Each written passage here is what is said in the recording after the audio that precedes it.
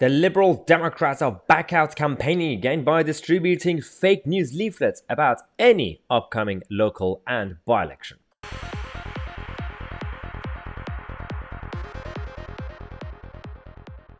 You can smell the season of elections and by-elections when the Lib Dem activists are seen walking around the streets in the UK giving out false news and fake news leaflets talking about how only the Liberal Democrats could either win in all the seats in the country, or only the Liberal Democrats could defeat the Tories. It's binary when it comes to the Liberal Democrats. They could either win, so only the Lib Dems could win. In that case, I'm not really sure what's the point of campaigning. Or only the Lib Dems could beat the Tories. There are no other seats, apparently. There are no seats that the Lib Dems could just definitely lose. That's just how the Lib Dem leaflets work. So in case you haven't seen it, this is the latest that we have North Shropshire by-election that's going to come up soon. They say, according to our latest data, us Liberal Democrats, we are the second party in this area.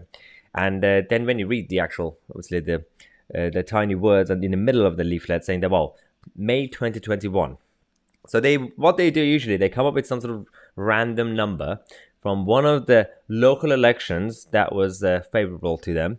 And then they find a couple of local wards and say, well, in this place, at that time, once in history, Lib Dems came second, and the Greens are third, and Labour are fourth. I mean, you do realise the facts. This is the numbers that we actually have from the last general election, 2019, when Owen Paterson got a huge majority, as usual, 35,000, 62% of the vote. Labour was second with 22% of the vote. The Liberal Democrats, Helen Morgan, only got 10%. She only received 5,643 votes. And even in 2017, that was even worse for the Lib Dems. They hardly got 3,000 votes, 5%, just above 5%. And now they pretend that, well, only they can beat the Tories. It's a safe Tory seat, regardless of what Owen Paterson did. The Tories are still going to win that seat anyway, so I'm not really sure what the plan is.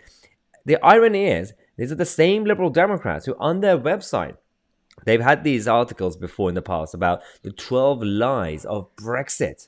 They are so morally superior that they do fact-checking on your behalf. So you don't have to find out why Brexit is a lie, apparently. So they have 12 lies of Brexit. Again, doesn't really help the case of being a Liberal Democrat, considering they're not really Liberal or Democrats.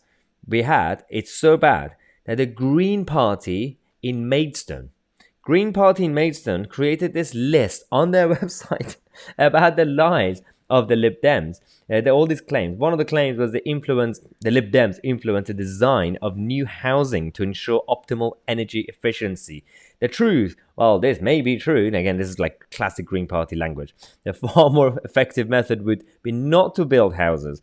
This is, again, the first one just like nonsensical green crap. But then they said, the Lib Dems claim that they campaigned for a new 20 miles per hour zone in Buckland Hill. And then the truth, well, we've been campaigning for this for decades. Again, not really sure the Greens know how to actually do fact checking. But the last one is true, because they say, vote Liberal Democrats or you will let the Conservatives in. And then they say, well, this might have been the case 3 years ago.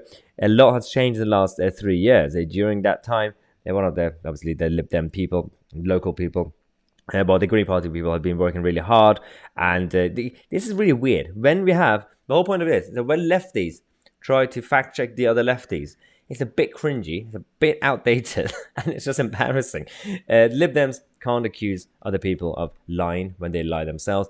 The Green Party, who come up with fact-checking lists to debunk all the lies of the Liberal Democrats, they don't really know how to do it. It's just a broken political system when it comes to local elections and campaigning. Just wanted to let you guys know, because these upcoming by-elections are going to be very important as indicators in terms of how the mood of the country is right now when it comes to the Tory establishment and the Labour Party as opposition. But it's by no means it's in any proper indication of how we are going to be having a Tory majority for the next 10 years, or Labour are going to come and create a very socialist society based on having a Sir Keir Starmer as leader, who's not even actually, doesn't really know if he's going to be a Blairite, Brownite, Starmerite, Milibandite. He needs to pick a side. Otherwise, the Liberal Democrats are going to come and they're going to make this country illiberal and undemocratic again. Thanks again for watching. I'm Tousi, and we are the media.